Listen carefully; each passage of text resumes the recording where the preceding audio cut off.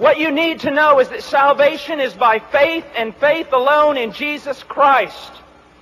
And faith alone in Jesus Christ is preceded and followed by repentance. A turning away from sin, a hatred for the things that God hates and a love for the things that God loves. A growing in holiness and a desire not to be like Britney Spears, not to be like the world, and not to be like the great majority of American Christians, but to be like Jesus Christ.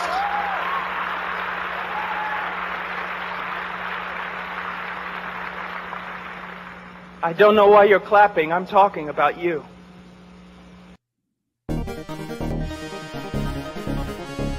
Worship Christ because He's God. He's not like God. He's not close to God. He's not almost God. Jesus Christ is God.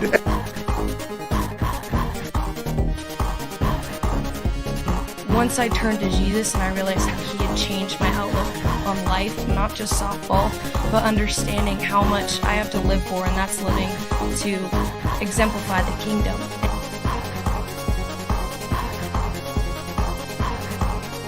The Holy Spirit's in Elijah. The Holy Spirit's in Elisha. The Holy Spirit's in John the Baptizer. The Holy Spirit is in Jesus Christ. The Holy Spirit is in you if you belong to Jesus. Let me have Christ whether I'm sick or well. Let me have Christ whether I'm rich or poor. Let me have Christ whether I'm alive or dead. Let me have Christ for my sins, and Christ for my guide, and Christ for my power, and Christ for my King.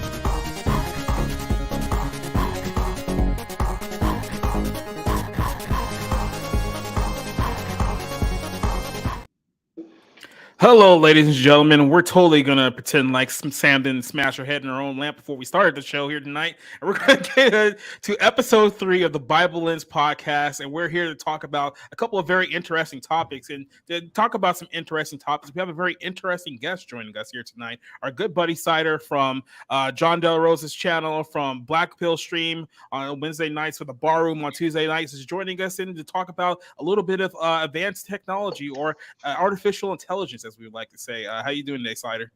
I'm still alive. The machines haven't got me yet. It's coming. It's coming. We'll get there. But yeah, Cider's joining us here tonight for a great discussion here, and also joining us once again is our good buddy Rylan. How you doing there, Rylan? Pretty good. How about yourself? Doing pretty well. Someone who's not off to a great start tonight is our buddy Sam. You all right down there? No, I just learned that you can see what I'm doing when we're on those intros. So. Oh yeah, that's the beauty of being the host. I can see everything as everything. Mm-hmm. And also joining us back from the abyss is our good buddy Johnny. How you doing today, Johnny? No comment. Fair enough.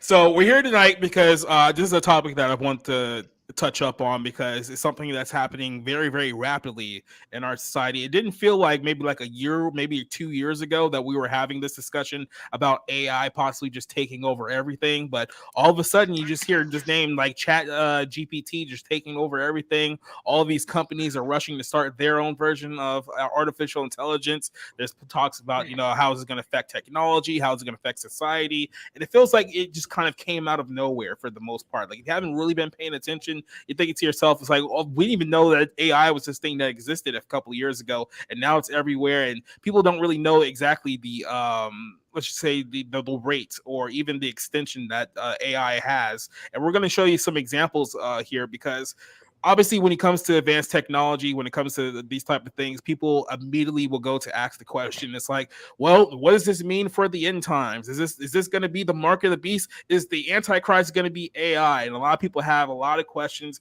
and we're here to at least quell some of those concerns and kind of explain things in a better light. We're going to give you some more information, some things you probably didn't know that AI can do, some things you probably didn't know AI can do right now as it's quickly advancing. Maybe AI is already out of control, as some people within Google might have found out the hard way not too long ago. But give you a quick little shout out to our guys who are joining us in, following in at the moment. Leslie Tarkin saying, "Hail to all you lovely people." I'm pretty sure that means everyone, not just yourself. So how you guys doing?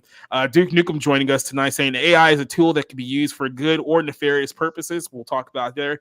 He says that he's AI neutral on AI at the moment. So Cider, if you remember a couple of weeks back in the Barroom podcast, we talked about essentially the fight that Hollywood is having at the moment with artificial intelligence. This is kind of this idea that people in Hollywood see that there's a very real possibility that AI could essentially take over and remove them from jobs. Because, I mean, hey, we can get stories written by AI, if we can get TV shows written by artificial intelligence, what do we need writers for? Like, what do we need any of these people for? So you gave us a little bit of a demonstration, essentially, how AI works in that aspect. So I want you to come here to kind of explain kind of the concept of why AI is freaking so many people out, specifically entertainment. Then we'll talk about in other aspects that's going on right now. But as you showed us a couple weeks back, AI pretty much has the technology to kind of write and at least template a lot of television shows, like movies. Basically, you just give it a prompt and it'll go write things like all on its own. You even mentioned how quickly it can like write and copyright stuff. So you give us a little bit of explanation and kind of a demonstration of AI from your perspective, the way you see it so far. Sure. If you could share my screen, I'll just start it off while we get started here. So I just have a blank chat GPT query space, all right? This is how it'll start when you go in there as a blind user first experience, okay? Right now, it has other conversations with me, but I have those stashed off to the side. But anyway, you can just, it starts off with a fresh conversation. What you talked about it with before does not apply to this new one. So what we're going to do right now is just give me a random movie topic and well, not a cast, but like a random movie topic, and we'll have it write a script while we get started. Have you guys creative enough to bring up something off the fly, or? How about Jesus coming back? How about that? Jesus coming back, starring Sylvester Stallone. Better than what I was going to say. Sylvester. Is it 2 L's in Stallone or just one? 2 L's. So, script with camera direction. All right. And here it is. So this is what ChatGPT can do in minutes. What it's doing right now would take a group of writers close to a week to do as a first draft. As you know, the Yellowstone program was recent to admit that they are now being forced by the unions to bring in 14 writers on one program. Okay? Oh, yeah. All right. So ChatGPT does the work of 14 different writers right there. Done and done. Bang. That's a script. That's a first draft. If you're clever, like most TV producers are, you could sit down with ChatGPT and say, you know, I don't like this this mountain scene you've got at the end. And let's see. The city streets in the day, the camera, Jesus moves through the bustling streets. We should make sure that Jesus has returned and he has a jetpack. How's that sound? So let's make sure that he returns with a holy jetpack. Please alter the script to suit this adjustment. Now, this isn't meant to make a joke out of it, but this is what ChatGPT can do. Bang. It's already talking about his holy jetpack. And it has a holy attack mode on it, okay? Right there. You're saying like it's literally doing that within seconds. Yeah, and this is done right now. So if you have an initial script, you like how it goes, but you want to make adjustments, you tell ChatGPT where that adjustment should be and how it should treat that adjustment, like retreat the whole script or just take one part, and it'll just do that. It'll just rewrite that part. I've watched it code websites in seconds.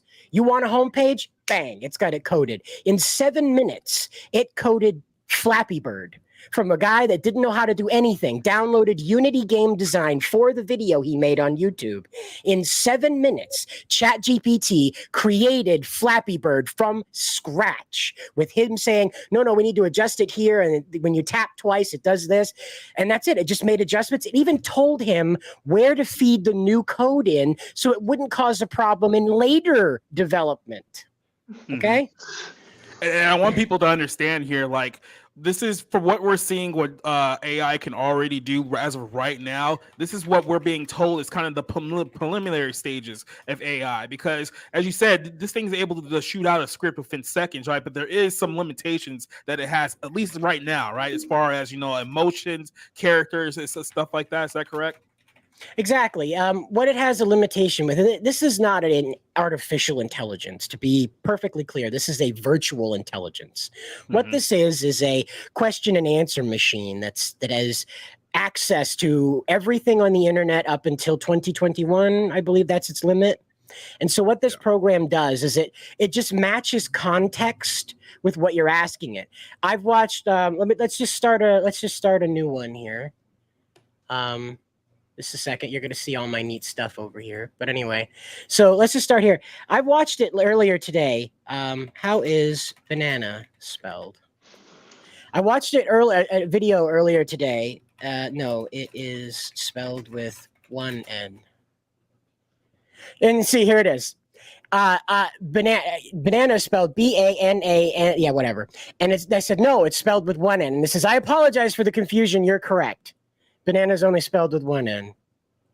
So this is the flaw with it, is that you could tell it whatever. If you wanted to be blasphemous, and I've seen someone do this on Twitter, they asked it to write a Bible verse about Jesus accepting trans and explaining trans people in heaven. Oh yeah, trust me, we'll get to that Bible portion of it, because we'll talk to that later. But essentially, what you're seeing here is the ability that, what is being viewed as a tool of what artificial intelligence or virtual intelligence can do now. Now, there's a reason why people in Hollywood are so afraid by this, because if Hollywood, especially the major studios, just decide that, hey, look, we're just going to rely on these AI computer programs to write our scripts, and maybe we'll have a human or two touch it up to make sure that everything makes sense, a lot of people are going to be out of work. Now, transfer that to essentially your everyday job. If you're working a job right now, especially one that uses like a lot of like computer, a lot of technology, there's a very real possibility that within the next 5 to 10 years, AI can end up taking your job as well. Like if you work in like data entry right now, if you're like an accountant, I mean, if you're any of those type of fields at the moment, I would be pretty concerned about just how efficient these things could work in over the next few years, because it's not just going to be Hollywood that's going to be dealing with this. It's going to be a whole lot of people that are going to be dealing with the reality of just the implication of these computer programs. And as we're seeing right now, a lot of corporations, a lot of these companies, they're going all in on AI one way or another, because I guess the feeling is that, well, if everybody else starts jumping in on it, we're going to be left behind. So we have to figure out a way to get in front of this as well. And we're just fast forwarding into the abyss here, despite all the warnings that we've had over the last several decades about, hey, this might not be a great thing at the end of the days. But one little point here that I want to shoot over to you, Cider, is that when you look at the implication of the kind of its limitations, where do you think that they're trying to improve on? So let's say in the next like year or so, what improvements do you think that they can make to make this thing more efficient than it currently is right now? Well, as you saw in the new chat function, it says it has a Chat GPT-4. Now, what Chat GPT-4 is specifically being advertised as being able to do is to be able to hold context. So when you're talking to Chat GPT as it stands right now, I can ask it how to spell banana, and I can tell it it's spelled wrong. Then I can ask it about taxes, and it'll give whatever it can about taxes. But with ChatGPT 4, if I ask it about banana, it'll say, no, that's not right. I have it right here that it's spelled with two N's. It's right here. And then if I ask it about taxes, it'll say, well, how is this related? Do you have a banana business? Can I help you with bananas? Is there a tax problem with your banana business? And it's supposed to be more human in its ability to reason and hold context with your conversation. And that's its infancy. All right. Now, you may remember Deep Blue. It's a language model that Facebook put together. They had to shut it down in 2017. Now, it's not spooky or anything. They just asked it to find a better way to send information, a faster way to send information between devices. And what it did is it came up with a language that humans couldn't read. It's not that it was in binary. It just literally invented new ways to convey information that only it and other technology that it trained to understand that could do. But the data moved faster. Now, they had to shut it down because it was going around training all of the Facebook machines on this new language, and we couldn't stop it. So they shut it down. But this is where we're at right now with the infancy of this thing. And again, this is a virtual intelligence. There's no decision making behind this. It's just going to a library and saying, okay, you asked about bananas. Let's start a conversation about bananas. That's all it's doing. So before we jump over to another aspect of AI that I think is operating very, very rapidly, I want to shoot this over to rest of our panel here. I'm gonna start with you, Rylan. Is there any questions or concerns that you've had so far from what you've seen that AI has been able to do? Is there anything that you're looking at as a possible, I guess, problem point at the moment? I mean, I've kind of played with it a little bit, but nothing too crazy to where, like, I've asked it, tried to ask it, like, I know you can get to like a certain point where it becomes kind of unhinged, and I don't necessarily know how to do that, but I've tried to get it there, and I've kind of just reached the point with at least 3.5, that like it just eventually it just says like, I'm a program, like, I have no biases, this and that. But I mean, seeing the whole like, seeing just like the script, just in general, like that just takes out so many. Like I can just imagine like just jobs just gone, like that. Yeah. I mean, that script was like that was better than what I could. I mean, from what I saw of it, was better than what I could ever think of. So. Yeah, I mean, like I said, we're talking about some well-paying jobs too. We're not just talking about your Taco Bell cashier or anything like that. Like, this is going to start affecting a lot of people very, very quickly. Sam, what's kind of your thoughts on AI, at least at the moment? So they have us using it at work to type up customer emails, like as a template to get some traction there. That aspect I don't really see as bad, but like Rylan said, just the aspect where it's taking jobs doesn't seem great.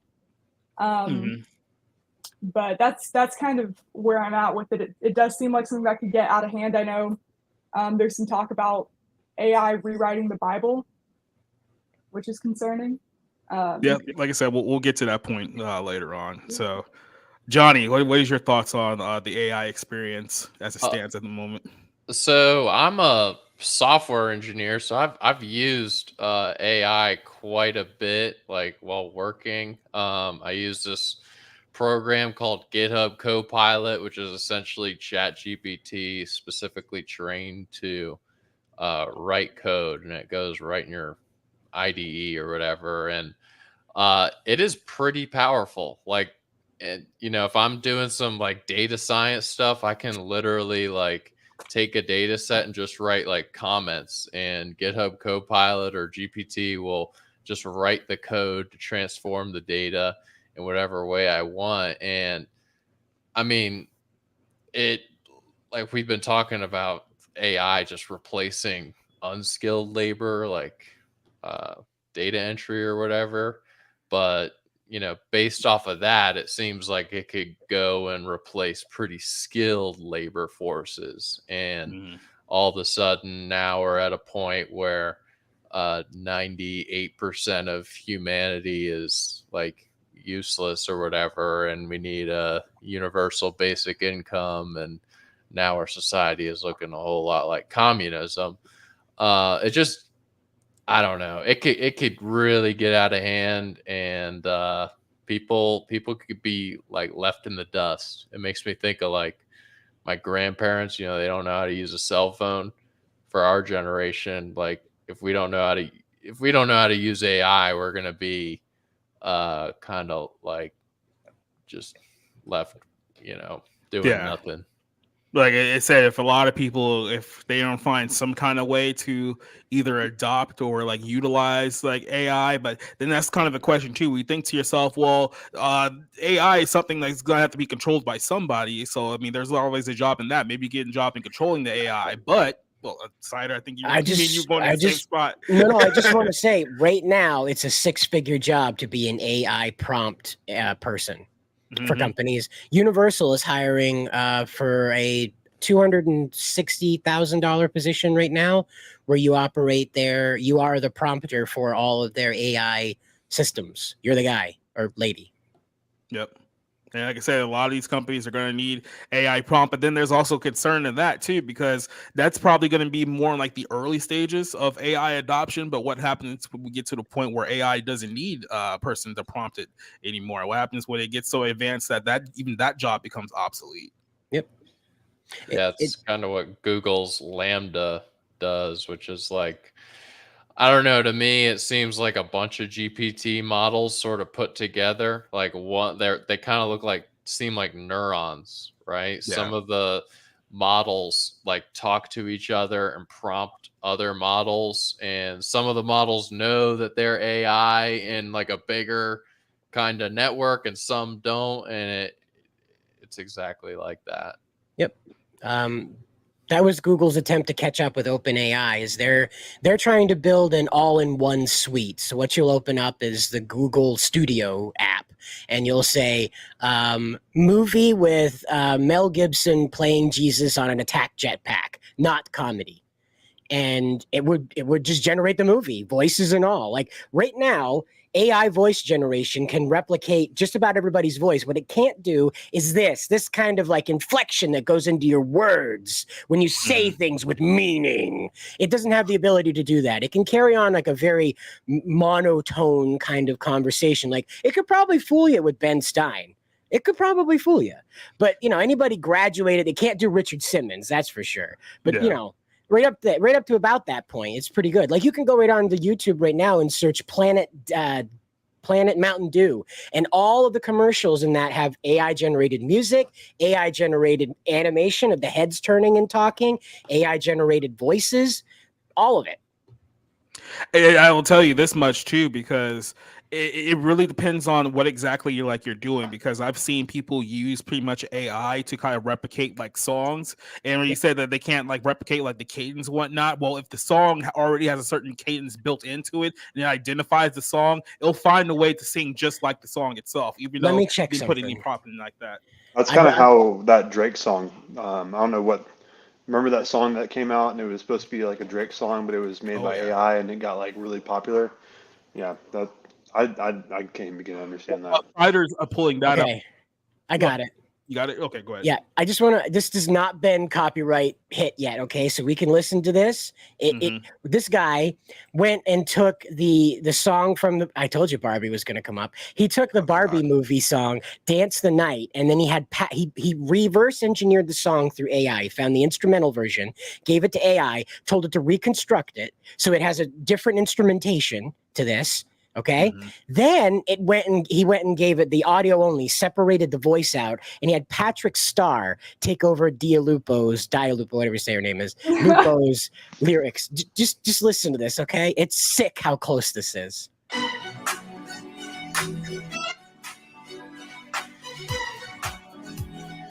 Baby, you can find me under the lights, diamonds under my eyes. Turn the rhythm up, don't you wanna just come up? On my Africa time. I thought we weren't talking about Barbie tonight. See? He's found a way to sneak it in anyway. That dude did that in 2 hours, and most of that was rendering. Yeah. So here's another example of this too. If you guys remember, a few months ago, I actually had some AI generated intros for our shows here, and I'm just going to play one of them here. Here is Elizabeth Olsen doing an intro for one of our Monday night shows, and like I said, it gets to a point where I think they've already nailed a lot of like the voices and cadences here. But here's one of the better examples of this one. This is Elizabeth Olsen, aka Scarlet Witch, as she says here. What's up, everybody? Elizabeth Olsen here, aka Wanda, aka Scarlet Witch. It is Monday night, and you know what that means.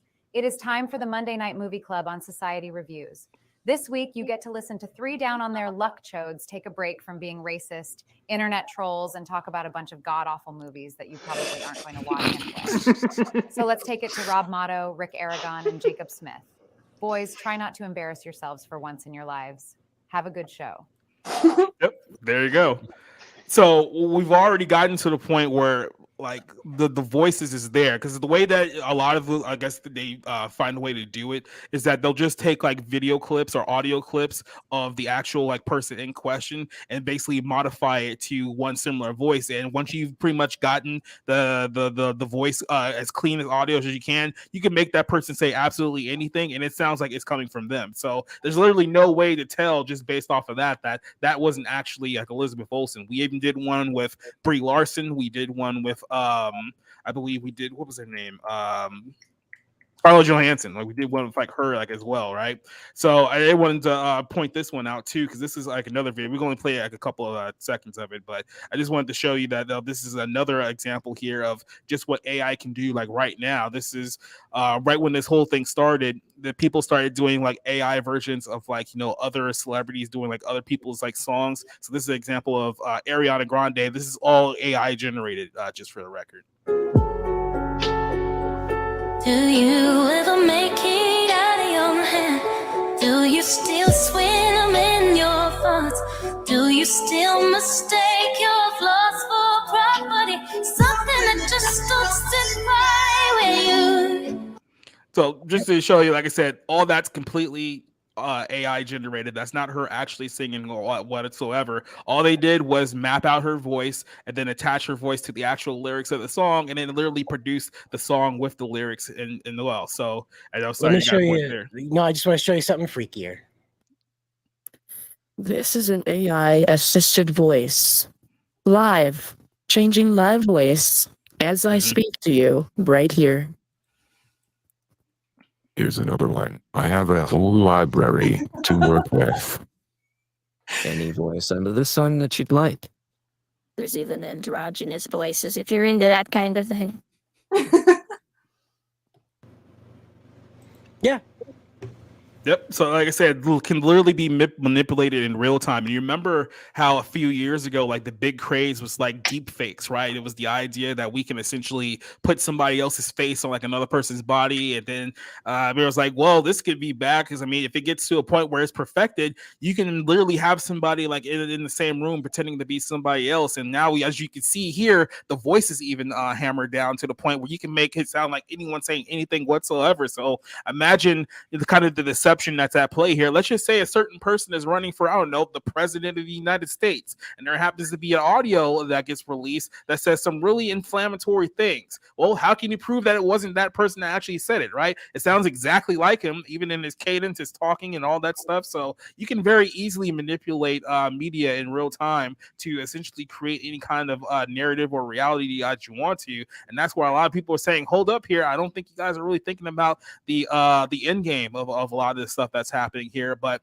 let's go ahead and bring up this story right here. This is a story from I think a couple of months ago, but it was essentially the idea of a mother received a phone call from her daughter saying that she had been kidnapped, and she had legitimately believed that her daughter had been taken. But find out what actually happened here. This is a story. This morning, an urgent warning from an Arizona mom who says she was the victim of a terrifying voice cloning hoax. I just walked inside and started screaming for help. Jennifer DeStefano says when she recently received a call from an unknown number, she almost didn't answer. But her 15-year-old daughter, Brianna, was on a skiing trip and she worried it could be an emergency. So she picked up. And it's my daughter's voice crying and sobbing, saying, "Mom." And I'm like, okay, what happened? She's like, "Mom, these bad men have me. Help me, help me." DeStefano says a man demanded ransom in exchange for Brianna. He didn't want a wire transfer, but instead told her he'd pick her up. I started to wonder, like, if these people were like asking to track my mom and like pick her up, like they could have obviously been like putting some information together to try and track me or some of my siblings to actually make this a reality. So it definitely scared me. Within minutes, they confirmed her daughter was safe. She says it was all a scheme using artificial intelligence to replicate her daughter's voice. Most people in the modern age have some form of an online identity and have probably spoken in some way, in some aspect that's been recorded, especially if you're under the age of 25. So this becomes very, very challenging as we move into a future where we do have these AI generators or synthetic audio when it comes to verification and validation. Experts caution anyone with the right software can clone voices in just a matter of seconds. There's a lot of positive and exciting aspects about these technologies, but then of course they also come with a lot of risks and harms. What?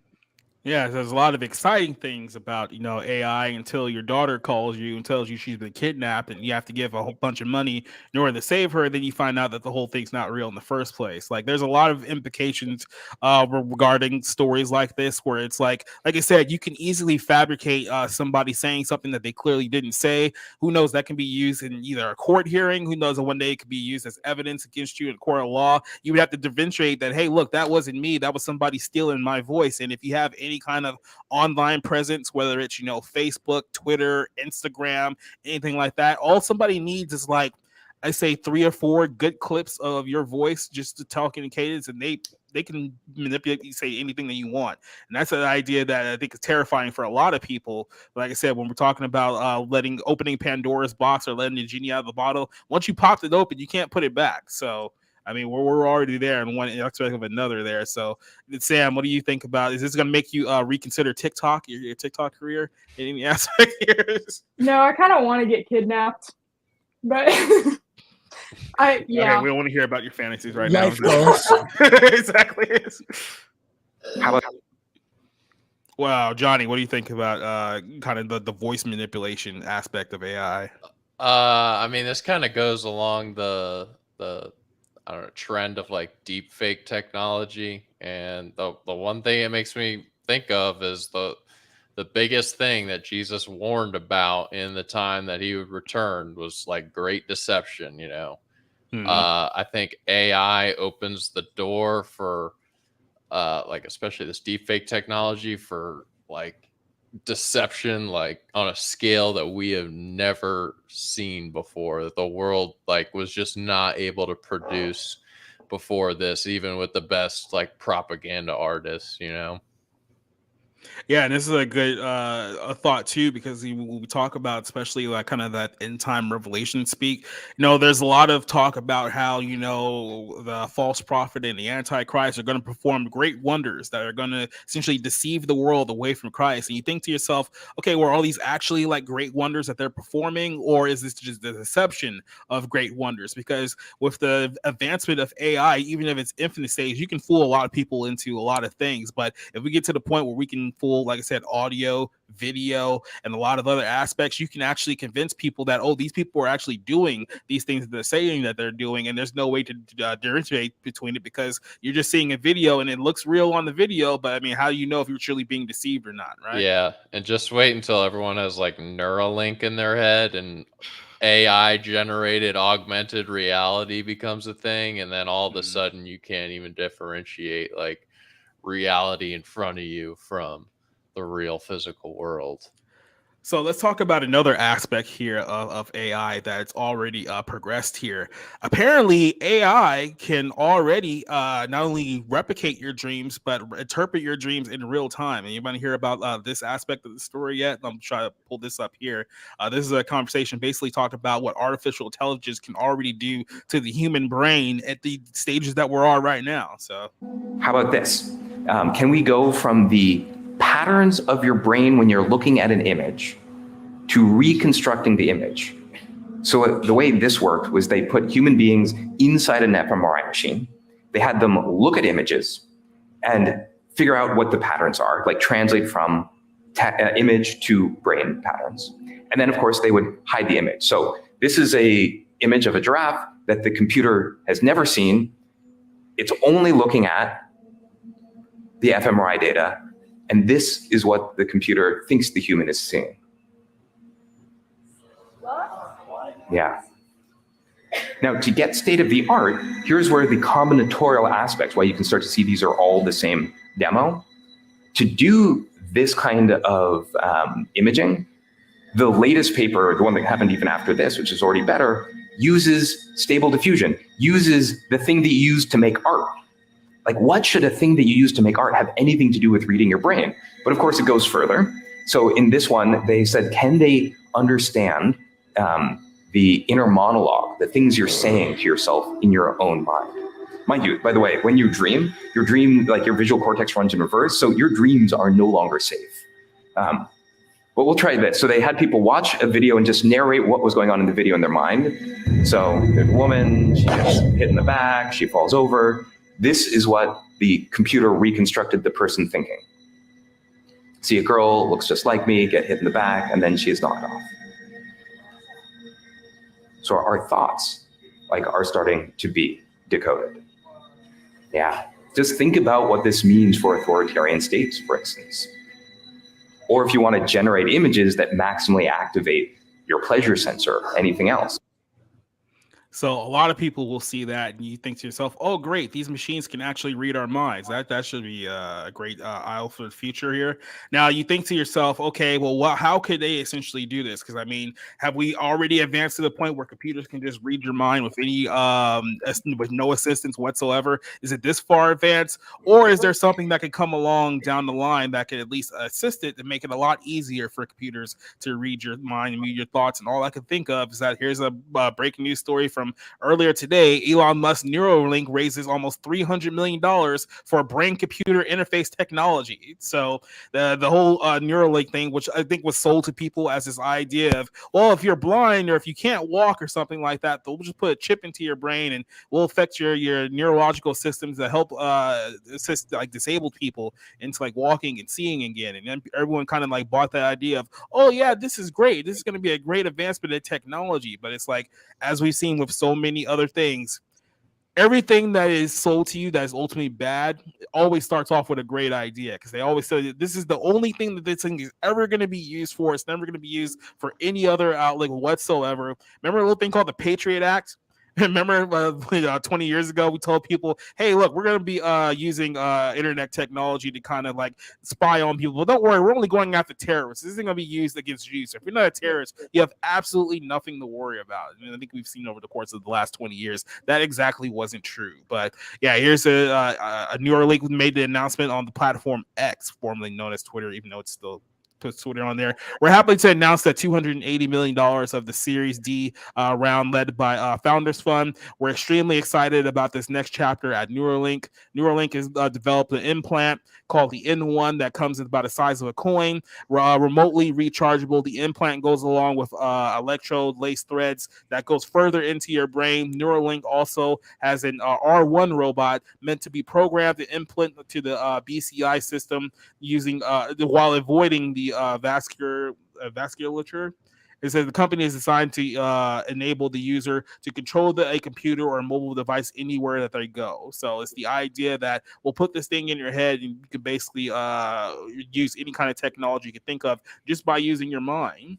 So like I say, it's the idea that, hey, we're going to make this so convenient for you. Everything's going to be so much easier if you put this thing in your head, but you're not really understanding, at least not thinking about, well, what does that mean for the thing that I'm putting in my skull? Does that mean that this can end up being bad? Does it mean that somebody can hack into my thoughts in real time? Or apparently they're telling you that they may already have the technology to do that. All they need is essentially the idea to be let in there. So yeah, a lot of people are saying here that Neuralink was the mark of the beast. We'll talk about that a little bit towards the end of the show, because I know a lot of people are trying to put those pieces together at the moment, but we'll hold off to that just now. But Rylan, what do you think about this idea of AI in some shape or form already right now being able to read thoughts and minds, and the fact that we're crafting technology to make it a lot easier for it to do it in the future?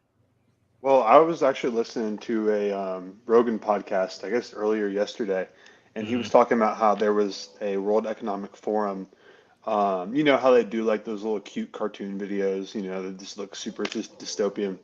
But what China is trying to do is they have a headset, and basically what these workers or students or anything, it'll basically be it'll kind of just tell where your eyes are going, where your focus is going, where your thoughts are going to be. So if let's say you're a cubicle worker and you start to get distracted by, let's say there's a cute coworker sitting across from you, they're going to know that you're thinking about it. And they're going to know that you're not focusing on work when it's marketed as a focus tool to help people with productivity. But it's just already at this point, the whole idea of a First Amendment freedom of speech, if this keeps going further, that's just going to be completely shattered in my opinion. So I mean, or we're talking about the ability that these companies, these corporations, even the government at one point can have to literally get a gateway into your own mind. I mean, there's a real possibility that they can start implanting thoughts that you didn't previously have in there. That's all of a sudden in your brain. They can rewire the way that you think. Like, there's a lot of aspects to this that people aren't really truly questioning, you know, when it comes to the kind of the sign up for, oh, let me just put the thing in my head or put the thing in my hand. And we having the story about the hand thing coming up here too, even some video to correlate to that. But Johnny, what are kind of your thoughts on this portion here? Well, it's like all of a sudden you think the wrong thought, and then with the same technology that they use to, you know, make the blind see or make the lame walk, they use to, you know, control your legs to turn yourself in, you know, Yeah. or, you know, one of the things that bugs me about AI is like the self-driving cars or whatever. They can, you know, some of them will just malfunction, run a stop sign or whatever, and get in a crash. Or, you know, I don't know if people already use them to drive folks off of bridges, but if you have Neuralink and you're in a regular old gas car, all of a sudden your hands are on the wheel and they can make you turn right off the road. You know, think about how much the Clinton body count is going to increase after this stuff becomes adopted. Hey, I mean, we might even get to the point where we just put Hillary Clinton in a giant brain in a tube, and then she can just live forever now. I mean, we're not that far away. Alleged body count. I'm I thought you were going to say alleged brain. Well, yeah, that too. Sam, please tell me you're not signing up for the brain chip. Right on it right now. Yeah, I mean, I'm going to save that because that's a different portion here. But Insider, have you ever heard of this? I guess the theory that the video they just started. Have you heard that they've been able to do this or any kind of advancements towards this on your end? Absolutely. Yeah. Once we were able to understand, map the brain, which was somewhere in the late 70s, this is all AI's doing.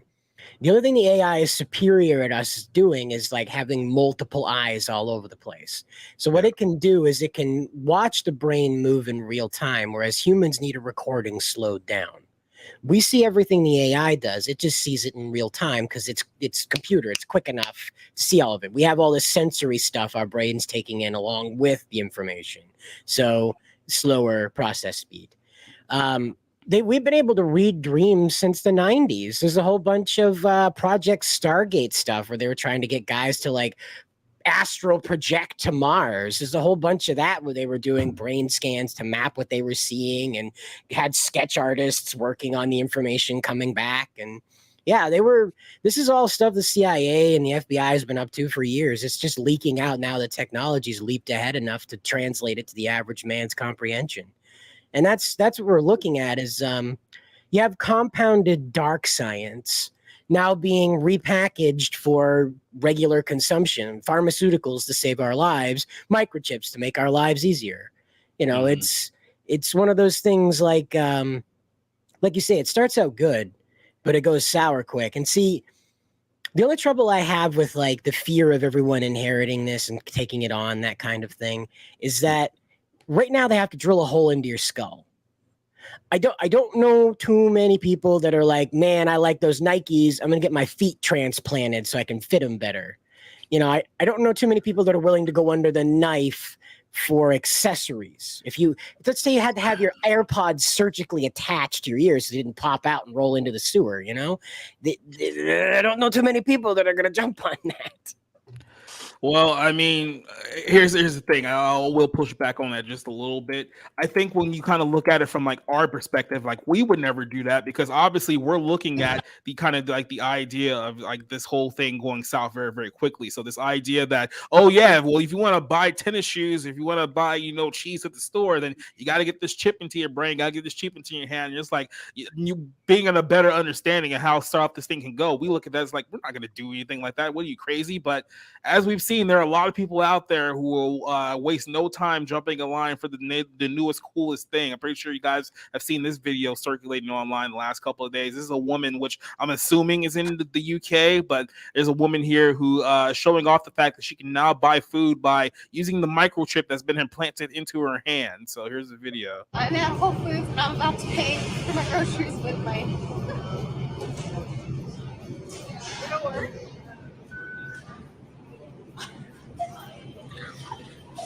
That's the coolest thing ever.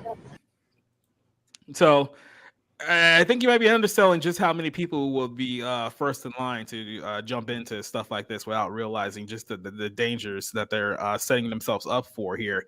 Now, there's one. Speaking of the screens, sorry, just one little point here that I wanted to bring up, because we talked about essentially the capability of what AI can do. And I think there's one aspect that we're all just looking at. It's like, well, what happens if these computers become sentient, if they become uncontrollable? Do you really want essentially computers to have this much control over your life?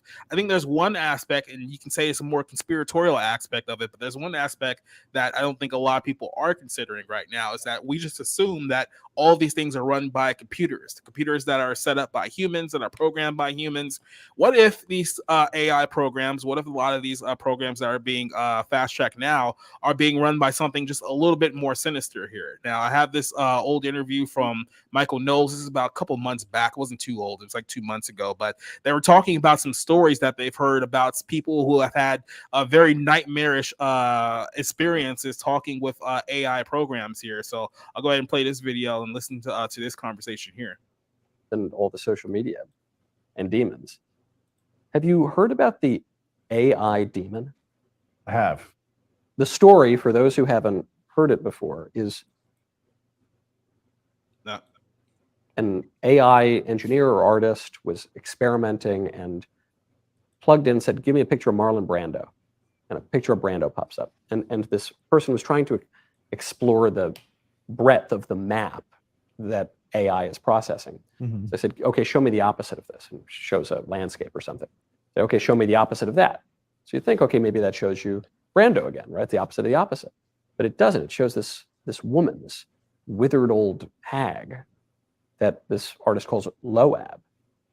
And then the artist inputs generated pictures of heaven, angelic choirs and worshiping God, and inputs that, juxtaposes it with the Loab, this demon-looking lady. And what the AI spits out are the most gruesome images: snuff, sexual abuse, violence, all this hideous, almost as if you presented an image of heaven to a demon. Yeah. Maybe the craziest part of it is, apparently this Loab demon AI lady persists. That is, she's kind of separated from a lot of the other images in the map. And so AI seems to like her. She keeps popping up. She doesn't get smeared and blurred with all the other images. And I'm reading about this and I'm thinking, is this just some weird, quirky coincidence, or is this a demon? Well, now before he answers that question, there is something that I wanted to bring up. If you guys listen to our Saturday night show over at Sporking's channel, one of the guys on here, I think it was Mads, who was talking about the fact that, he's, like I said, a lot of these guys are working with AI technology, with voices and a lot of other aspects like that. So he said that he essentially created or helped create his own kind of like AI voice platform, but the platform was like all male, right? So it's only like male voices that he was using. And he says that he got to one point during like a recording where about 1 full minute of the recording, all of a sudden he feels a woman's voice for like the full minute, right? He has no idea how it got there because none of the audio prompts that he used featured female voice. Keep in mind, he made this AI technology himself. Like, he's a programmer, right? So even to this day, he's still trying to figure out how that female voice got in there. But every time he run it, that 1 minute will come to female voice just completely out of nowhere, right? He has no idea like how it got there. So I think a lot of people are looking at the aspect of what if AI or technology kind of in general, not to say technology in general, but what at least this AI to technology, this one that people are worried about becoming sentient or whatnot, whether this is actually being controlled by a different entity, not just your typical computer. Do you think that that's something that could be a possibility, or do you think that's something that's a little bit too out there? I'll start with Cider. I live in Maine, so there's a lot of creepy, crawly, kind of weird stuff going on up here. So I'm not the Yeah. guy to ask if the supernatural is real. I was marinated in it from birth. You know, I everything is creepy crawly around here. Stephen King doesn't have to reach too far for a book plot. So basically, do I think that AI is demonically influenced? At this stage, I'm sure some are. I can't say which ones. I wouldn't know. I wouldn't know if ChatGPT is. It doesn't know how to spell banana if you challenge it. I'm not sure a demon would want to be embarrassed like that. You know. But Midjourney is an image generator, and I myself have run across some awkward things with it. Not that it's purposely trying to insert satanic imagery, but from what I can piece together with the way that it generates images is that it's not like ChatGPT, where when you cease a conversation with it, it starts fresh new. Is that it seems to be that, of course, as we in this day and age know, there's not too many Christians in the English speaking world. So it's a lot of people generating demonic imagery that's training Midjourney to perceive certain words to then auto associate with satanic imagery. I don't think this is on purpose. This is just, again, more people pulling in one direction than another. That's what it really seems to be. And they haven't put any controls in place to separate orders from teaching, if you will. When it comes to the homebrew AI, I do believe that that can be susceptible to spiritual and demonic influence. That's not to say that corporations wouldn't do it. There's just more than one eye on it. And if it starts acting out, that's bad for branding, and they'll put an end to that quickly, even if they have to write over it. So as just a regular dude on your own, you're going to miss some stuff on the first go, and Beelzebub may find its way in there.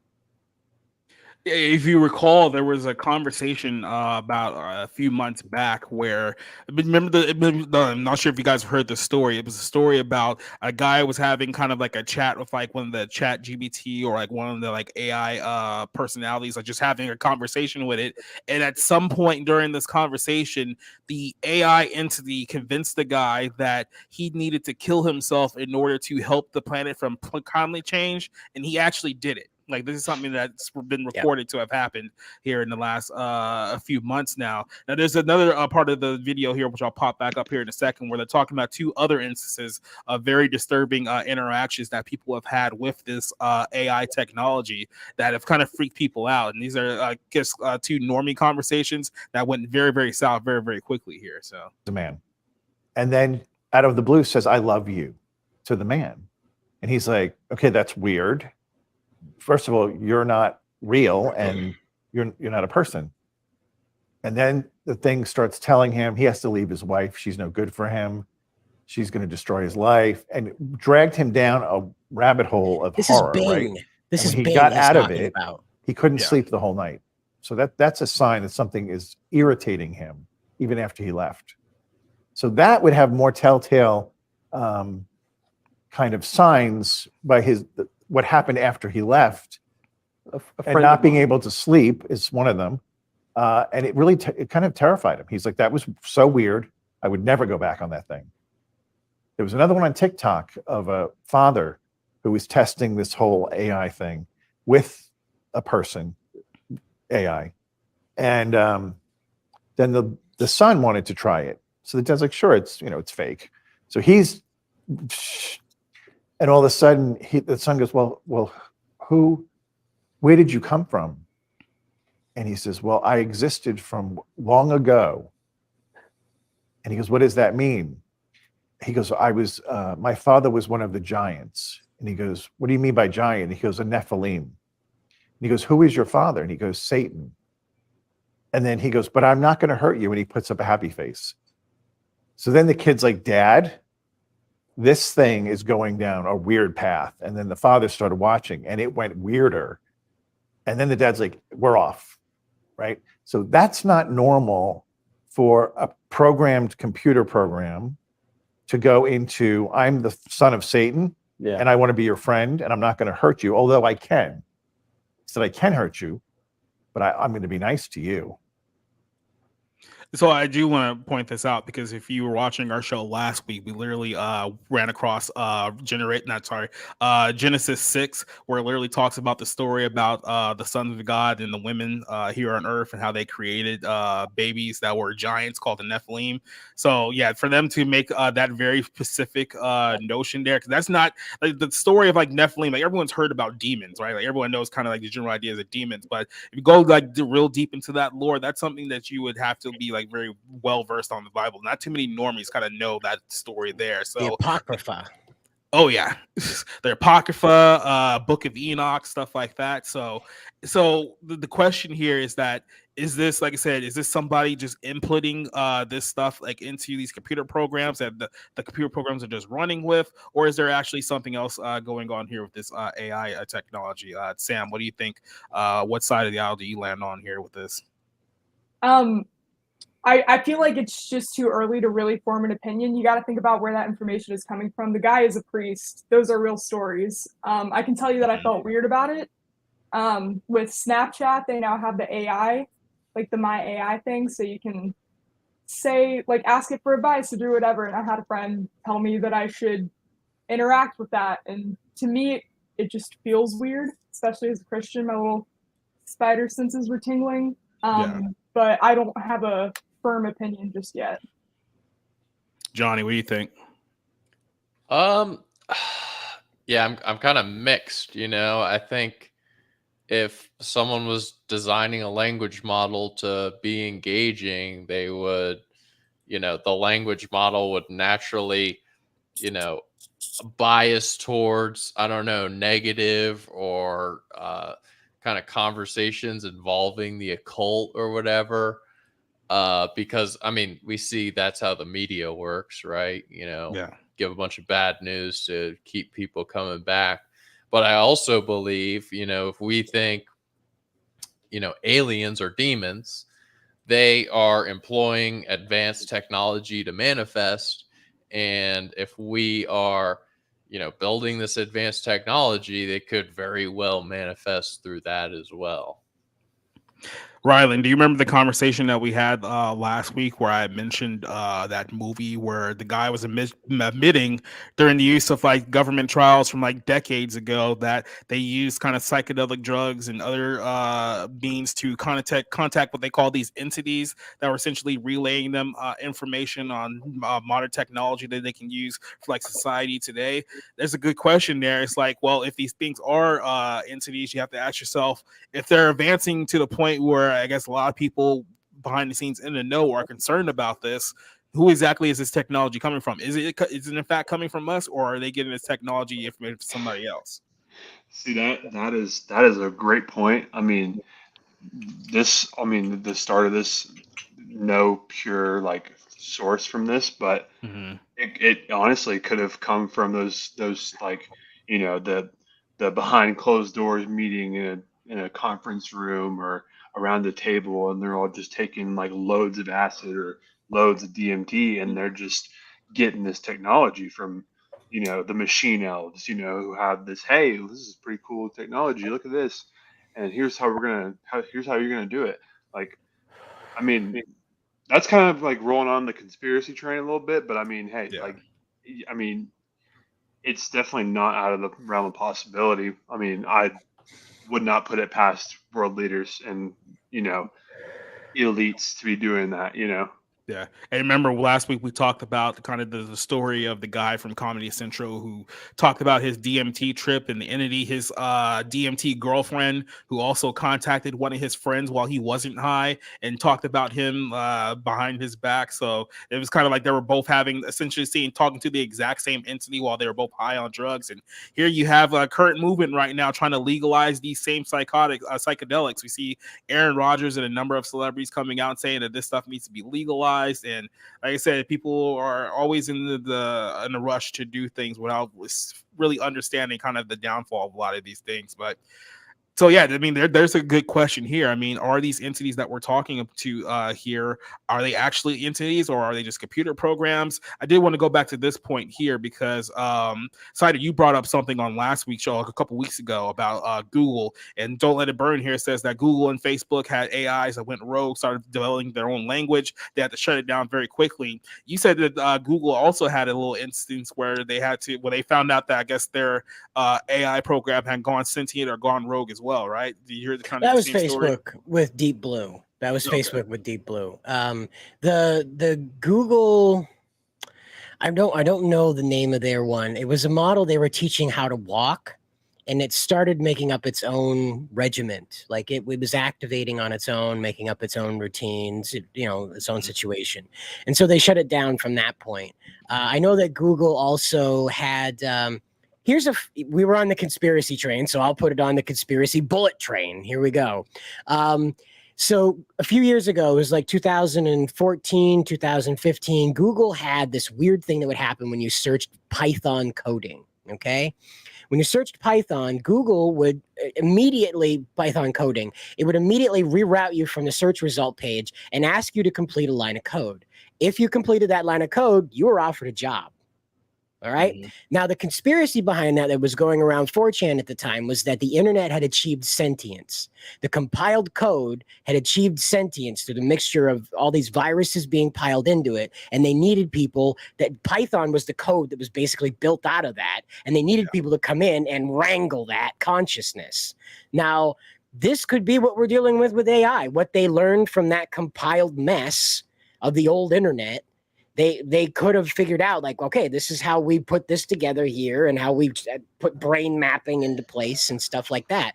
And that was the prevailing theory on the internet, was that Google was at the head of this stuff, just really pulling the spookiest stuff out of the most corrupted ends of the internet in order to string it together into something functional. Yep, very much so. And it's funny to me how there was an interview that Elon Musk did years ago on Joe Rogan. Some of you guys might remember this, but Joe Rogan asked him, this is several years ago, even way before he had put in the bid for Twitter. He asked him about like AI, like, what do you think about like AI and the possibility of it? Terrified. And yeah, he was absolutely terrified. And like he even said, like at one point, it's like, yeah, I tried to warn him. It's like, I tried to warn them, they didn't listen. And then even like Rogan kind of like went back. It's like, well, you making it seem like that something bad has already happened that we don't know about. And Musk kind of nonchalantly went like, yeah, I tried to tell him. So well, go ahead. Here's the big picture on that situation. Okay, so Musk created OpenAI. Mm-hmm. He's the guy and that's ChatGPT. That's Midjourney. That's the core of their systems. All right. Yeah. So you're dealing with a compounded system. So Elon knows the limitations of that thing. I mean, he says, I tried to warn them, is what he means is it's already done. Whatever general AI that Timothy McVeigh was worried about, Elon created. And OpenAI does not have any interest in taming it. That's what I believe he means. His move with Neuralink, though, has always interested me. And I wonder if maybe he wants us to replace AI. So if you could think about this. If an AI does all this crazy stuff, imagine if the human brain was plugged into the computer. So you wouldn't have the sensory delay. You wouldn't have to put the fingers into the keyboard to get the computer going or talk it out. The speed of thought would generate what you did with the machines. Now that sounds really nice on the surface, but when you think about the meaning of that, is that you could end up being the guy that processes all the email for the porn site. Mm-hmm. That's your job as the human AI, is you got to spam filter all the porn site emails. That's your job. That's it. And I have a feeling that's what Elon's trying to do, is he's trying to put humans in a higher position in the technocracy we're building here than the machines themselves. It's the only thing I can think of. And I do leads to another question here. So we talked a lot about AI and its capabilities, and like I say, we're seeing people advocating for, the chips in the hand, the chips in the brain, and a lot of things in between here. So yeah, I think it was who just mentioned this, literally just said it a minute ago. I think it was Don't Let It Burn. I want to make sure I get this comment up here, but yeah, he's basically talking about how, you know, Elon Musk is kind of like, oh, here it is. Elon Musk is a technocrat who wants to merge our minds with artificial intelligence. Well, I mean, that's a narrative that's been out there for quite some time. If you've been paying attention, this whole idea of like transhumanism.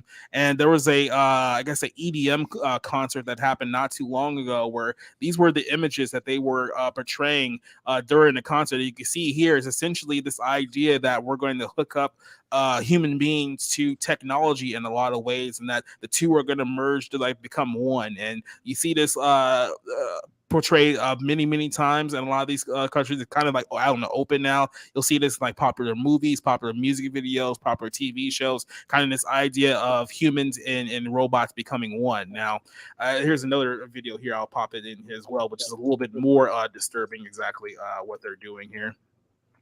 But yeah, I think this is like the same. Yeah, exactly. Like the same event here. Keep in mind, the one thing that bothers me here too is that there's like hundreds and thousands of people like in attendance for this, and they're all just like putting up their cell phones like this is the amazing thing that they've ever seen like in their entire life, and nobody's thinking about what exactly what is happening on screen right here. Like, what is this like portraying? I think people are too traumatized or tranced by the music that they don't like, even like look at like what's going on. Like, something about this doesn't exactly feel right. You know what I mean? It's like it feels like this thing is either putting a curse on me right now, or it's telling me what the future is going to be, and no one's really truly paying attention to it because everyone's just focused on, oh, the music is great and I'm on Molly, so that's what all I truly care about. But like I said, there are people out here who are all into this whole idea of transhumanism, of man and machine becoming one. So when we're talking about the idea of like, well, what are demons are controlling this whole thing, I want to pull back just a little bit further into that.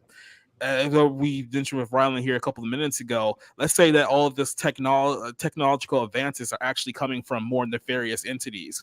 Well, what would be the end game of having a man and machine becoming one? It's not for a man and machine to become like the super hybrid that is going to like rule the earth one day. From my perspective, if this is coming from those entities, they're trying to essentially replace humanity with machines.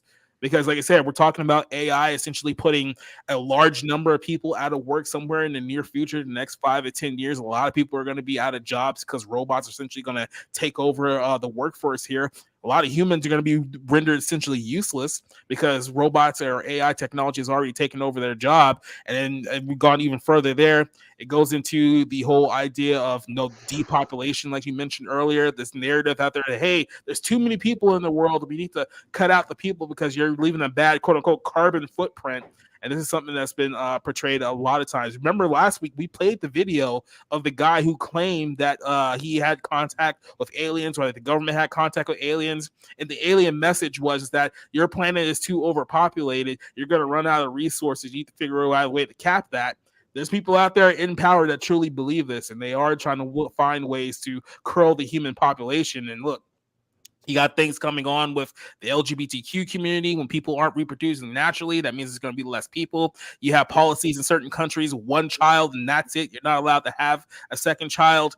We have relationships between men and women that are all-time lows right now. People aren't naturally, getting married, having healthy relationships, reproducing kids. We're seeing that all right now as we happen, and we're seeing the human population dip, and we're seeing the uprise in technology go up. So is this part of the end game here? Is essentially to replace God's creation, humanity, with almost a demonic creation in technology? Do you guys think that could be where we're heading here? I'll start with Johnny. Yeah, I definitely think this is kind of modern day Nephilim, instead of the fallen angels coming and reproducing with females directly, they're corrupting our DNA, our minds with just transhumanism, making us not human and unsavable by Jesus' sacrifice on the cross, which I believe is only valid for humans. Yeah. I mean, we literally had this conversation yesterday about this idea. It's like, well, is my dog gonna go to heaven? It's like, get saved. It's like, well, he's not really having a soul, so it's not exactly like the same thing. Like, Jesus didn't die for the sins of dogs and animals and stuff like that. But I mean, there's a number of different ways that you can go about, kind of the end game. Like, say, you could just straight up replace humanity altogether, or you could just make it so that humanity is so corruptible that they can't be redeemed, which is another satanic deception. Like, there's a lot of things going on here, and none of them are are particularly good at the end of the day.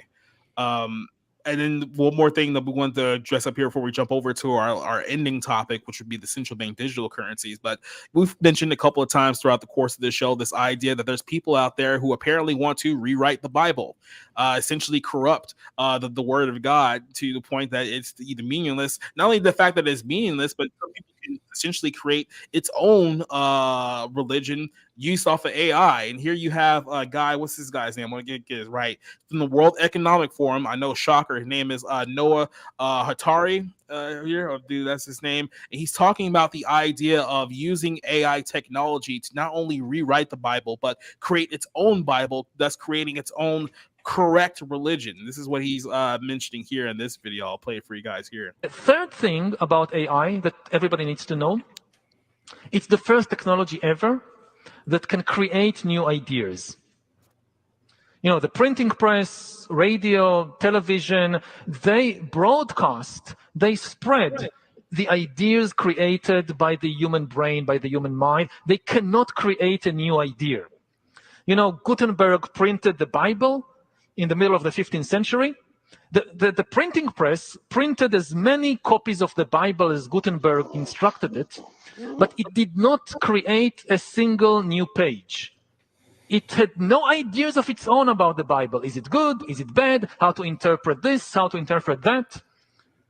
AI can create new ideas, can even write a new Bible. We, you know, throughout history, religions dreamt about having a book written by a superhuman intelligence, by a non-human entity. Every religion claims our book, all the other books of the other religions, humans wrote them. But our book, no. It came from some superhuman intelligence. In a few years, there might be religions that are actually correct. That just think about a religion whose holy book is written by an AI. That could be a reality in a few years. So there's a lot of implications of what he's saying there, essentially endorsing the idea that, you know, the Bible was something that was created by man and it hasn't changed. And that's just apparently a problem in his eyes. So it's like, what if we can create technology that can rewrite the Bible and put new ideas into the Bible so that way we can change and progress as a society, right? Now, if you guys sound a little bit familiar to you, let me go ahead and put this back up here. This is from Galatians 1, 8 through 9. I'm using New King James for this interpretation. But if we or if an angel in heaven preach any other gospel to you other than what we have preached, let him be accursed. In other words, let him be damned. As we've said to you before, so I will say it again, anyone who preaches any other gospel to you than what you have been received, let him be cursed. Now, if only Muhammad had listened to that particular verse, we probably wouldn't have Islam right now. But that's another week's conversation. But like I said, it's this idea that, you know, these people who, let's be very, very honest here, not friendly to the Christian community whatsoever, who kind of views the Christianity with, you know, ire and hatred. They think, oh yeah, we can use this program, this technology to rewrite the Bible into a way that's more fitting for us, more fitting for our views and stuff like that. And I know you may think that, well, they'll never allow AI to rewrite the Bible. I know that there's plenty of people out there who supposedly Christians, even Christians that we know, who do not have physical copies of the Bible. They all have copies of the Bible on their phone, and they all talk about, oh, how great it is that I can just pull up the Bible on my phone anytime that I want. It's like, yeah, that's great now because you have the ability. In the next few years, you may not have that ability moving forward. And not only that, but we already have AI writing church sermons. This was from, I believe, back in a couple months ago in June, but there was an AI church sermon in Germany where I guess they tested this out. They let AI write an entire sermon in church. So people were at this church and there was no pastor. It was an AI-led church service in Germany.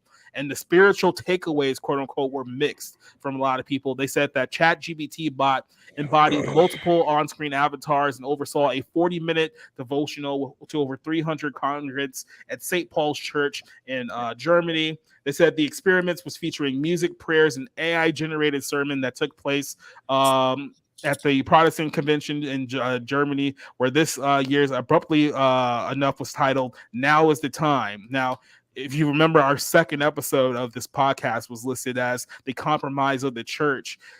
I don't know how anyone can possibly think that having AI and computer generated technology lead church sermons will be a good thing, because let's be honest, I don't think anyone here can claim to know the Bible by heart, hand by hand. If I were to pick up a page and give you a verse right now, you probably have to go back and look at it and figure it out yourself. Meaning that if you have AI that's now creating sermons, they can be saying anything there. If you have no way to fact check or no way to, I guess, test that spirit of what they're saying, they can teach you a completely different gospel. You would have absolutely no idea. You would just assume, well, it does say it's the Bible, so I'm just assuming that the AI is reading the Bible as it's written. It may not be. It may be changing very key aspects of the Bible that could be the difference between somebody's salvation and not. And if that's the road that we're going here, that's a very, very terrifying aspect there. But what do you think about, I can start with Rylan here. What do you think of this idea of AI changing the Bible and going as far as having church sermons written by AI?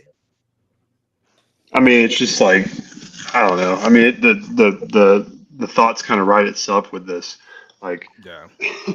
Like, I don't know. I just feel like they might be doing it for like novelty, to try to get like, new Christians in, and if you want to market all over your social media that, hey, ChatGPT is preaching on Sunday. Like, yeah, like, I guess for like non-believers, that's gonna kind of, okay, making sure these dogs aren't doing anything stupid. I mean, I guess for non-believers, it's kind of like a draw, because like that's what they see on Twitter and stuff. But like, if you're kind of really deep into like you've been in the church for a couple of years, you kind of know like the general fundamentals of it. I feel like it's making more people's stomachs turn than it is making them excited. Yeah. Well, I think it's making true believers' stomach turn at the idea that this is essentially what the future has in store for them in their religion. But there's a lot of people out there who either aren't believers, either they're lukewarm, or like I said, you have these people in the World Economic Forum that just hate Christianity outright, who are very excited about the idea of AI technology advancing, quote unquote, the word of God in their minds. But like I said, I don't think their God is the same thing as our God. Would you agree with that, Johnny? Yeah. Yeah, I would agree. Sam, did you have something to say? Yeah, I just think it's interesting that this guy who is like overtly rejected religion, specifically Christianity, is so excited about this idea of creating a new religion that he would subscribe to. And I watched that video that you sent. The entire idea is that with the intelligence that AI has, it could create something that has some sort of that's rooted in some sort of truth based on everything that we know in the world. But I just don't understand why, if you reject religion to the degree that this guy rejects religion, you would subscribe to something that was written by AI. It seems a little bit counterintuitive.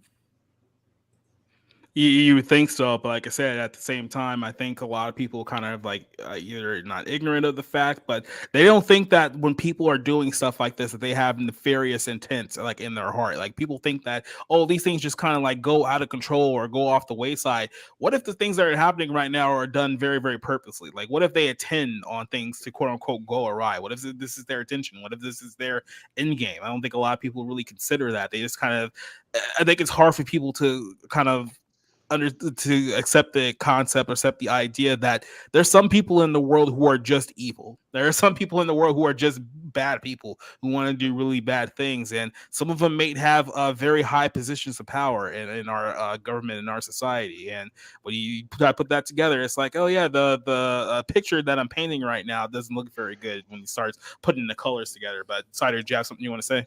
Yeah, I'm sharing my screen right now. It's quite terrifying what I'm about to explain. So take a look at this. It beams music directly into your head without headphones. Isn't that interesting? So you don't need to have earbuds. You don't need to have headphones. You need to have the bone resonance, I don't know, tooth thingy. I don't know. Yeah. Anyway, this is a machine that sits in the corner of your room and beams sound into your skull. Okay? Wherever you go in the room, the sound follows you and nobody else gets it unless you've trained it to. Okay? That's the way this tech works. Now, where do you go on this earth without your phone?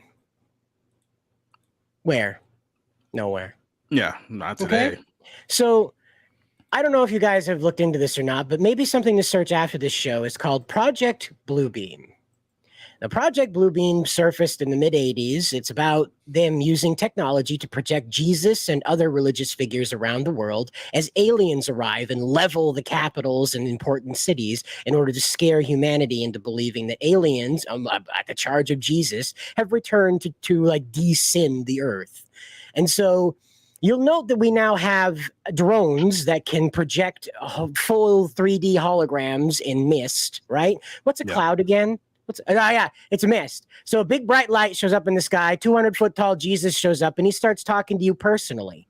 And because it's run by the AI on your phone, it knows your name of your family, it knows your holidays, it has your work schedule, it has your most recent text, it has your Facebook posts, it has your therapy appointments saved in text reading documents based on the phone conversations you had, and the microphone you spoke into in your computer that it's linked to. It knows your travel habits. So guess what? A very personal Jesus starts talking into your head while a 200-foot projection up in the sky tells you to bow down and eat the bugs.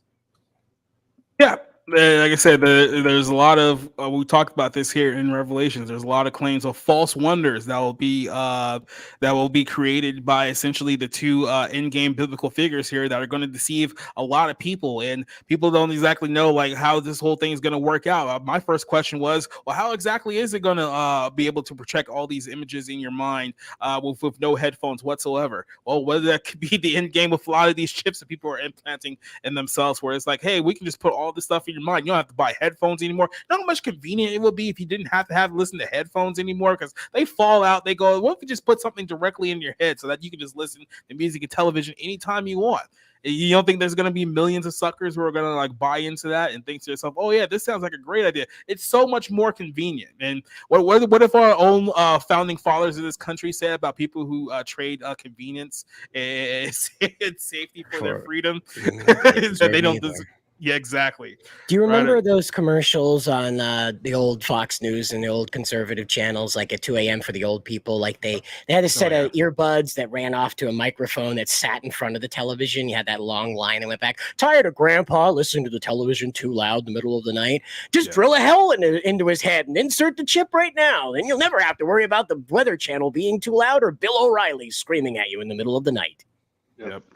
Like I said, people, it's kind of just amazing just to see just how blind a lot of the people are to like this. Because I mean, you can argue that well, you don't know for certain if this is exactly like where it's going, but on the other side, it's like you can put enough pieces together to where you start putting a puzzle together. And it's like, I don't like the image that I'm creating right now because I'm about 80% of the way done, and this looks pretty bad from what I'm seeing. If you can think of it, the machine thought of it 100 different ways by the time you got to the point of Yep. Exactly right. So there's one last aspect here before we wrap things up, and it's something that we haven't really talked too much about here because it's gonna wrap up on our endpoint here. It's the idea of central bank digital currencies. Now, what is your idea of what a central bank digital currency is? Just by hearing it, I'm gonna ask you guys before we get into it here. What do you think a CBDC actually is? Let's start with Ryan.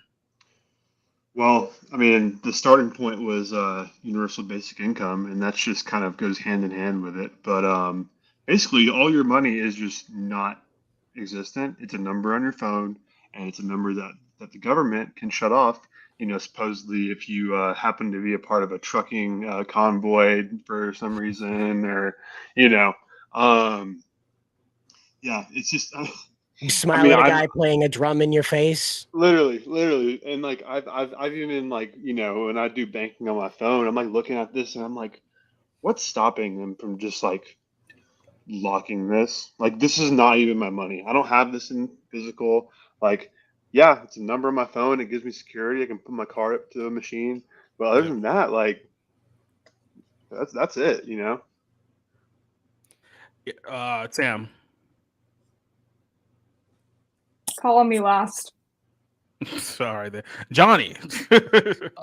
CBDCs are like coupons. I think that's a fun analogy I've heard used because essentially CBDCs are going to be employed in like a fully cashless society. So you won't be able to have any like alternative means to go and buy anything, and it's kind of like a cryptocurrency, but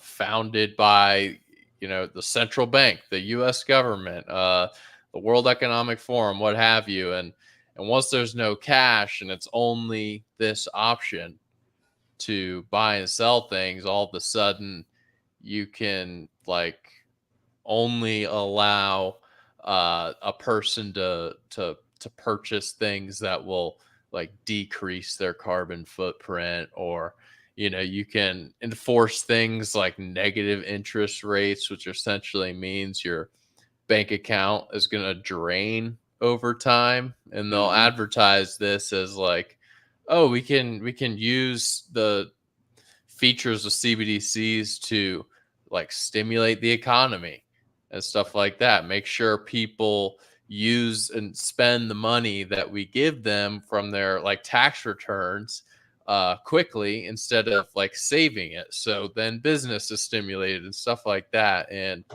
I don't know, it's just another like method of control that it's just screams mark of the beast. I have a question. Sorry, I just have a little question regarding there was supposed to be like a federal Venmo-esque platform. I don't know if I've heard any news about that recently, but FedNow. Yeah. It got like right now, I believe it's only used in banks and businesses. It was deployed in mid-July, of course, very discreetly, because they don't want the American people freaking out. They want to build some sort of foundation before we, the people, can do anything about it. But yeah, it's out and about, and no one's talking about it. Yep. Well, I'm gonna play this video from a good YouTube channel. If you look into financial advice, called Heresy Financial. I'll give you guys a link in the chat later on here. But he's basically talking about kind of the idea of what central bank digital currency is and what they can do if it's implemented. So listen to a little bit of this video here. So just as before, we have two issues: bank failures and government spending. And this is exactly where the central bank digital currency will come in. But many say, hey, wait a second, we already have digital money and we already have a Federal Reserve that can print, $1 trillion, $2 trillion overnight. So how would a central bank digital currency make any difference to any of this? First, we have to understand what a ledger is. Every bank today operates off of a ledger. Just imagine a list, an Excel spreadsheet that has all the different account numbers and how much money is in each of those accounts, and then all the transactions that took place in those accounts. That's exactly how your bank operates all of its accounts. It just has a list with all the money and all the transactions. And then when you spend money and money goes from your account to the grocery store's bank account at a different bank, then your bank will send money over to that bank and they will both reconcile their own ledgers. Bitcoin is an example of a decentralized ledger that is public. And so anybody can go in and look at all of the accounts, the Bitcoin accounts called wallets, and see what Bitcoin is in each of those accounts, and then see all the transactions that led to those amounts being in those accounts. Bank ledgers are examples of private ledgers. And so the banks maintain their own control over their own ledgers, and nobody else can see them but the bank. It's worth noting that the banks have control over their ledgers. So if they want to stop a transaction from taking place, they can. Have you ever tried to wire money or send a transaction and a little notification pops up and says, hey, we need further verification before this transaction goes through? And you have to speak to your bank and they make sure that it's not fraud, or they ask you what the purpose is of the transaction. And so banks maintain control over their own ledgers. They can reverse transactions, they can stop transactions, or they can cause transactions to happen. This is why the European Central Bank is being so adamant about saying that the digital euro will not be programmable. And the same rhetoric is coming out of the Bank of England saying the digital pound will not be programmable either. But guess what? The Patriot Act wasn't supposed to be used against US citizens who are not participating in any crimes either. But the power to be able to do something is the problem itself. It's not the fact that you give us a guarantee or a promise that you won't use it that way. It's that you have the capability should you ever change your mind. And just as your bank can stop or cause or reverse a transaction from taking place today, a central bank digital currency puts all that power under one roof, the central bank, the Federal Reserve in the United States. So instead of deposits being held with a bunch of different banks, and then banks having to reconcile and batch transactions and settle over months or quarters with each other, instead, all transactions just take place underneath the one banner, the one ledger at the central bank. So you and every business out there has to have an account with the one bank, the central bank, and anytime a transaction takes place, the central bank just moves the money from your account to somebody else's account. Instant and full control. This means the risk of exercising too much control over the money system goes through the roof, because right now the Federal Reserve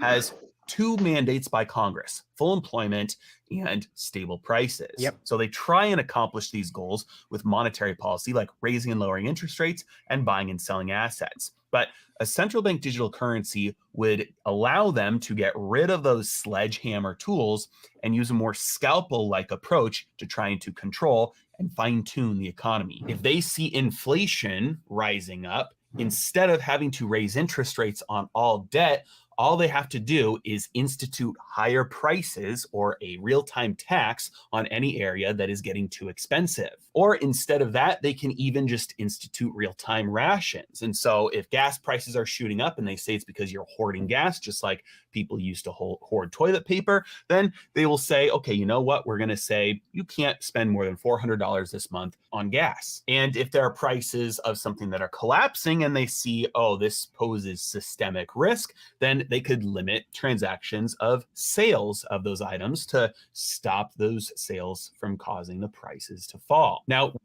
I'll just pause right there. So essentially what you're saying here is that with a central bank digital currency, every aspect of your financial life can essentially be controlled by the government at this point, which means that they can control all your access to your funds. Like, it wouldn't just be like in your Chase account or your Wells Fargo account. It would be directly controlled by the government. And we've seen this numerous times over the last few years about how if there's certain purchases that, let's just say, a certain political party doesn't agree with, that you should be making. Maybe you want to buy, I don't know, a new shotgun. It's like, hey, I like guns. It's like, well, we determine based on your purchases that you own too many guns, or that you spend too much money on ammunition and food and things of that nature. We don't exactly like that. We can just go ahead and just deny that. Yeah, I got you even better. They're going to go this route. This is what they're going to do. They're going to say gun violence has been high in your area recently. We are not allowing gun purchases for the next 6 months in this area until the criminals are contained. Mm-hmm. And guess what? It's never going to get contained, which means that you don't have a right to own a gun anymore. Exactly, right? But that's what they'll do. That way your rights aren't being violated. They're trying to keep everybody else safe. Hey, 15 days to slow the spread, right? Right, 2 more weeks, guys. 2 more weeks. And then, like I said, this is removing the idea of like this cashless society that we're talking about here. Is that we're going to remove any kind of physical bartering chip you could possibly make, which means cash. We're going to try to hold gold, silver, things like that. Any way that you could possibly get around our system, we're going to put a hammer to that. That way you can only go through us. I don't know if you guys have noticed this, but over the course of the last calendar year, there's been a lot of crypto billionaires that have mysteriously died in very shady circumstances over the course of the last few years. Some people have gotten killed on vacation in the Bahamas. Other people have literally said, help, the CIA is coming to kill me, and then they ended up dead. Yeah, that's 3 that I can count. I know I'm telling you, 3 weeks ago, BlackRock bought into blockchain. They're now trading on the cryptocurrency. So it's over. Yep. They're plugged into it now. They have control of it.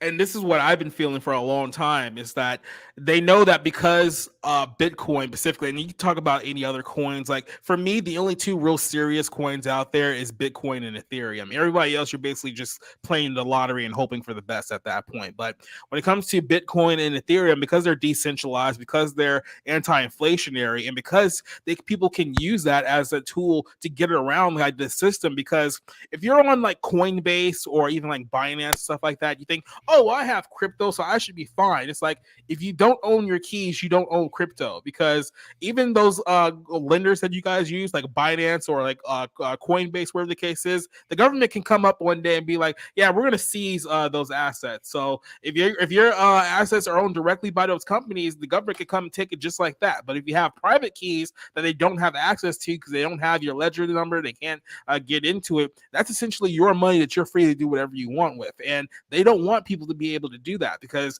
if you're able to do that, if you're able to have your own money that the government can't touch, they can't control you. They can't force you to do what you want to do. But if they essentially control all the crypto exchanges, and now they're introducing, oh, the dollar is failing, guys. I don't know if you guys noticed, but inflation is going really bad. All of these wars is not working out in our favor. Here's a central bank digital currency. That way you get our money directly from us. See, we're going to help you with this thing. And everyone is going to get to a point where people are going to be so bad off. They're going to be like, oh, the government is giving us a coin that's going to save us. You don't understand that when they give it to you, it's essentially Satan's gift of, now we got you. Now, this is essentially where it's going to end here. And I do want to bring this up here because this is a popular verse that I'm pretty sure a lot of people have heard of many, many times before. Make sure I pull this up here on my end. But this is where people start asking the question. So of everything that we've talked about throughout the course of the night, this is where people go, what is the end game? Well, let's talk to Revelations 13, 15 through 17. Once again, the New James Version. And he was granted, talking about the Antichrist, he was granted the power to give breath to the image of the beast. And that image of that beast should both speak and cause many as to not worship the image of the beast to be killed. He causes all, both small and great, poor and rich, free and slave, to receive a mark on their hands or on their foreheads, and that no one may be able to buy or sell except those who have the mark or the name of the beast or the number of that name. So in other words, when we talk about the mark of the beast here, we're saying that this is a system that you're going to be forced into. Either people are saying they're going to be coerced into it, but the idea of the mark of the beast is that you're not going to be able to buy food. You're not going to be able to buy goods. If you don't accept the Antichrist as your God, if you don't buy into this system, we're going to pull all the strings from society away from you. You won't be able to participate in society. And it gets to a point where it's like, well, do you have enough food saved up? Do you have enough electricity? Do you have enough aspects of society to survive? Because if you don't, you're going to have two options. One, you're either going to submit, you're going to fall in your line and get the mark of the beast, which means that you're pretty much damned. So anything that happens over the next few years is on you. Or your second choice is death, because those are really the only two choices that you're going to have at that point, unless you can somehow find a way to find a crack that the government hasn't dug into and take advantage of the fact that you can at least sustain yourself for a many limited amount of time that you have up to that point. But that's what is being foretold in Revelations here. They're saying that this is going to happen someday, and we've seen throughout the course of this night, we're seeing the dominoes being laid upon to create that mark of the beast system. So I'll go ahead and shoot this guy over to you guys, because there's a lot of questions about what does this mean for us in our future. A lot of people are asking, does this mean that the Antichrist is going to be AI? I have my thoughts on it, but I'm going to save this for you guys. Johnny, what do you think about the central bank digital currency idea and how this marks with the end times? I mean, it's just like a simple question. If we don't can the mark of the beast, can no one buying or selling without a mark or without some sort of piece of technology, can that lack of buying or selling without that be enforced if we have cash? And nope. I don't think it can be. Can it be enforced if a human or like a team of humans are just sitting in front of like a wall of monitors, like monitoring everyone? That's not going to work either. So I think the AI and CBDC combination is like pretty dangerous with regard to like actually implementing this technology that enforces no one buying or selling, or else you'll be killed. Yep. That's essentially what they're saying there. Rylan. I mean, I can already just see like the lukewarm, I guess workplace jargon that the government uses, like very like sweet, coercive. Kind of reminds me of how demons talk and how they've kind of like how they're very coercive in things, and how everything's for your safety, everything's this and that. And I mean, yeah, I mean the more I wake up every day and I just read the news, the more I feel like I mean, it's straight up bullet train straight down to that financial system. And I don't think people are ready for it. I don't think people are preparing. Obviously, they're not because, everyone's too busy watching TikTok and doing all things. And I'm a little, I guess, what's the word for it? Guilty of it sometimes. As an We're all expert, guilty of it to some extent. yeah, and I mean, it's just like it's just a slow drip. It's very slow, and eventually it's going to be too late, and we're going to eventually be drowning. Yeah, and there's a couple of points I want to bring up here. I want to make sure that Cider and Sam get their last thoughts on here, so I'll start with Cider. So let me white pill you. Okay, there's been a lot of black pilling on AI and CB blah blah blahs. Well, we possess a government that at least feigns the ability to change at the public's demand. We do have a group of senators and representatives that are paying close attention to this and are attempting to pass legislation that prevents AI from invading our constitutional rights, meaning our right to privacy, which means it can't read your dreams. It's not allowed to at least report what it reads anyway. And then the central bank currency, a lot of what should be understood here is that the dollar is going to collapse. That's been set up.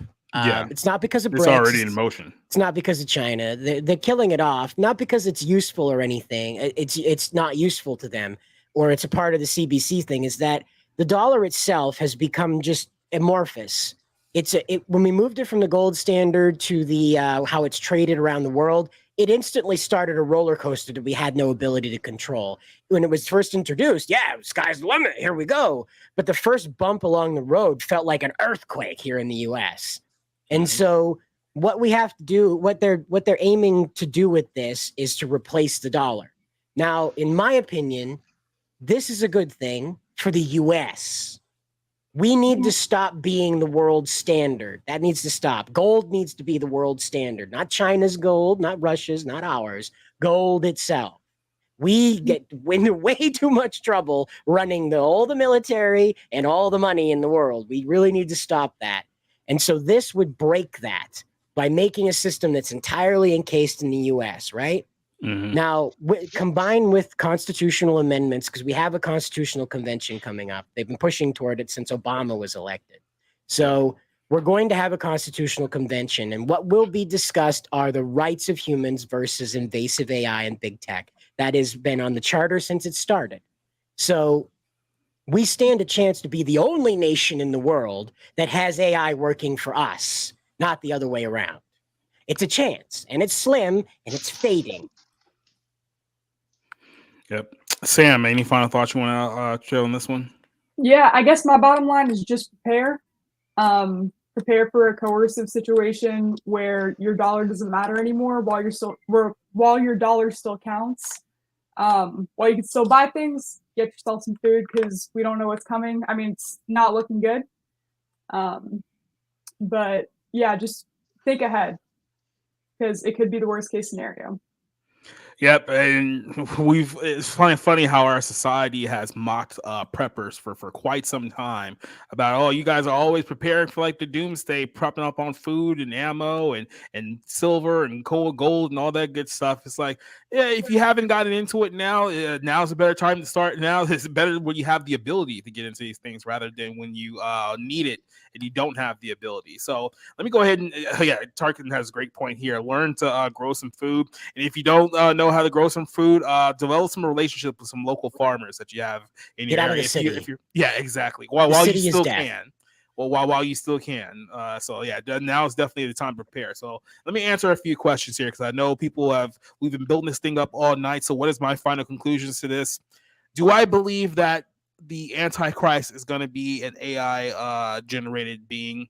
No, because the Bible makes it very, very clear that the Antichrist and the false prophet are men. They're not machines. They're not anything of that nature. If it was, it would have clarified that. It does not. So I don't believe that AI is going to be essentially the beast that's talked about in Revelations. Do I believe that AI is the image of the beast that is talked about? No, I do not believe that AI is the image of the beast. Do I believe that the brain chips in the hand and the brain chips the chips in the hand and the chips in the brain are going to be the mark of the beast?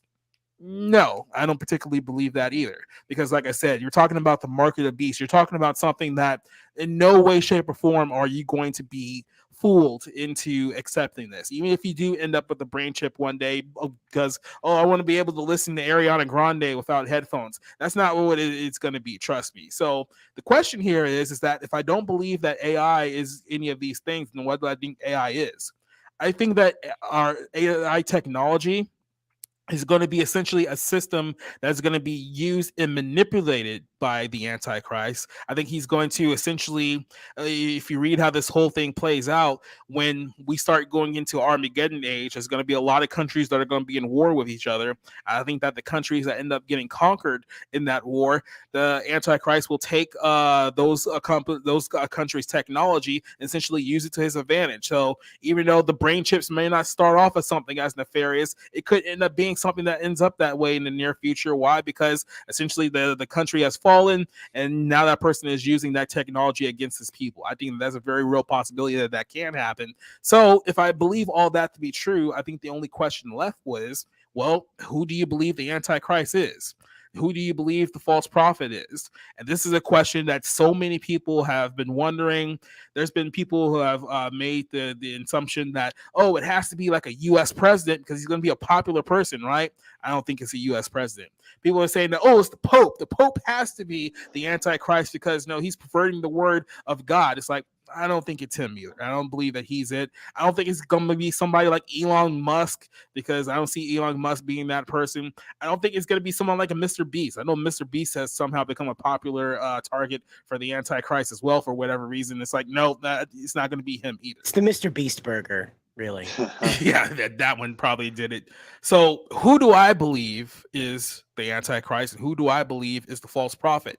Well, next week, that's exactly what we're going to talk about because I want to tell you guys a little story about the Islamic Jesus Christ and who is called the Mahdi, the savior of the Islamic people. And could that two combination of people be the exact figures that the Bible warned about 600 years before Muhammad's first revelation? So that's going to be episode 5 of this podcast, the story of the Mahdi and the Muslim Jesus. So I think that'll be a very good turn away and teaser for next week's episode here. So until then, I just want to go ahead and thank all of you guys for joining me here tonight for this episode. I will give you guys a chance to promote anything that you got coming up. I will start with Sam, who's face deep into her phone right now. I'll start with Sam.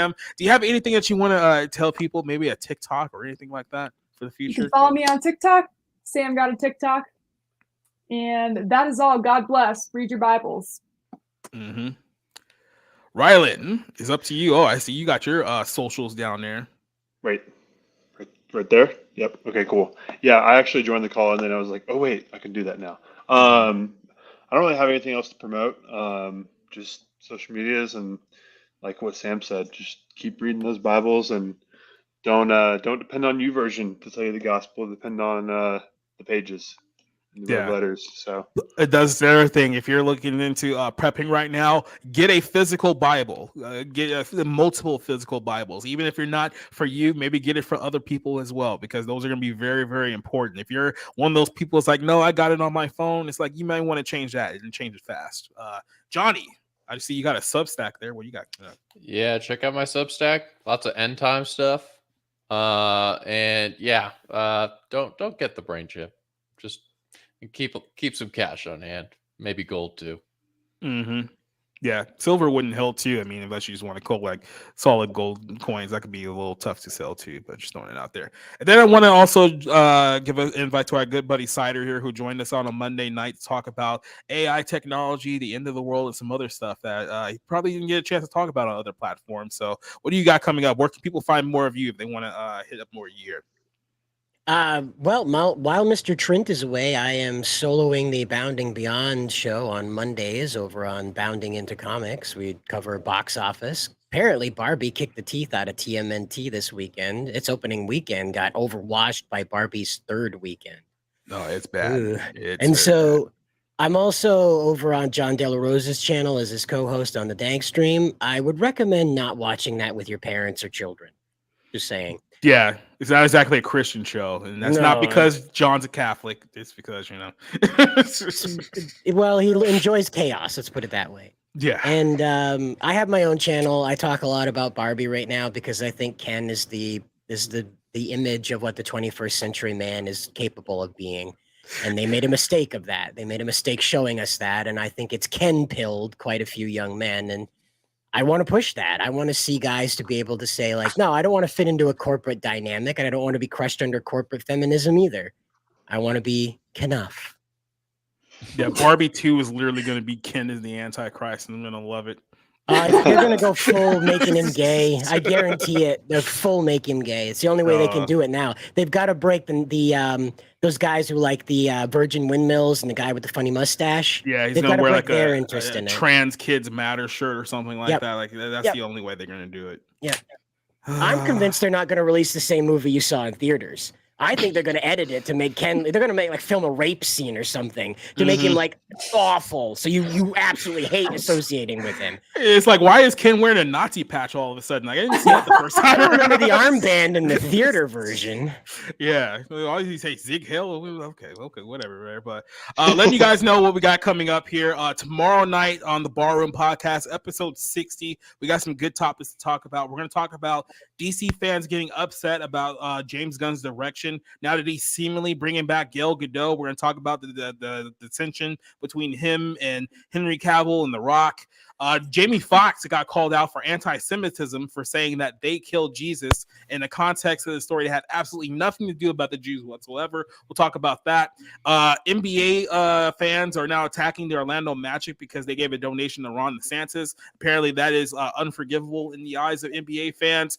Mark Maron defends Barbie from conservatives. He thinks you guys are dumb poo-poo heads. So I wonder how Cider feels about that. Then we'll also talk about Doja Cat's latest, let's just say, art-filled music video, which is just Satanism thrown right in your face that people are just going to say, it's just art, bro. Well, we'll talk about that tomorrow as well. And then Friday night, myself and maybe a few of these people here on the podcast, if they want to watch the latest Gal Gadot movie, Heart of Stone, on Friday night, we'll talk about that movie and do a review on that one on our Friday night movie cast. And like I said, next Monday night, episode 5 of the Bible Lens, we're going to start getting to the real controversial stuff. We're going to start getting into the stuff that's really going to make people upset. So I'm really looking forward to where this show is going over the course of the next few weeks. So to everyone who joined us here in our show, Leslie Tarkin, Duke Nukem, I'm gonna make sure I get Eddie Ice Productions. I know Copa was here for a little bit. Don't Let Them Burn. I saw Rylan was in the chat earlier tonight. I know we have some people on Rumble as well. I see it's a user 2491. I want to give a shout out to you as well, who was over there at that chat. And then Vanya also joining us here saying that started reading my Bible recently. Yeah, like I said, that would be a good time to do it because you never know when the end is coming, and we know that it could be rapidly heading our way right now. So until then, we'll hopefully see you guys tomorrow night. But like I said, the way that we end every show here, we're going to give you guys the gospel played by Vodi Bakum. So enjoy, you guys. We'll see you guys tomorrow night. Adios. Goodbye. When people say, no, our problem is this, our problem is that, we say, no. Our problem is that God created the world. And God created man, and he put man in the garden to keep the garden. And he gave the man a command. And he held that man to perfect, perpetual obedience to that command. And he promised him life if he kept it, and death if he didn't. And he didn't keep it. He ate. And because he ate, because of that one man, sin entered the world, and death through sin. And everyone born from that man through ordinary generation inherited that man's sin nature. And because of that sin nature, sins proceed from it. And our world is broken because of that sin. And we stand guilty before a holy and righteous God. And we know that he's holy, and we know that he's righteous, and we crave justice. But the problem is that if God gives us justice, we all die. And so that God, in his goodness and in his mercy, sent forth his son, who was not born of ordinary generation, but was born of a virgin. Yes, the virgin birth matters. Why? Because if he's born of ordinary generation, he's born in sin. But because he's not born of ordinary generation, he's not born in sin. He's clean of sin. His record is clean. And he keeps his record clean. And he obeys God's law. And because he's fully God and fully man, he obeys the law of God on our behalf in his active obedience. And then in his passive obedience, God made him who knew no sin to be sin for us. All we like sheep had gone astray. Each of us had turned to his own way, but God laid upon him the iniquity of us all. And Christ died for sin once for all, the just for the unjust. And God imputes our sinfulness to him. And he nails our sinfulness to the tree. And Christ dies and raises again on the third day for our justification. And there's another imputation. The righteousness of Christ is actually imputed to us so that God can be both just and the justifier of the one who places faith in Jesus Christ. So that all those who come to Christ may enter in. So that all those who place faith in Christ might be saved, but not only saved, but sanctified. Because he's the firstborn of many brethren. We're justified and we're adopted into the family of God. And we're sanctified. And as his children, we begin to bear the family resemblance. And we're further sanctified throughout this life by the very same gospel that saves us. Until one day when it's all said and done, we're not just saved from the penalty of sin. We're not just saved from the power of sin, but one day we're glorified and saved from the very presence of sin. That's the gospel that we preach. That's the gospel that we need. And that's the gospel that's more than enough.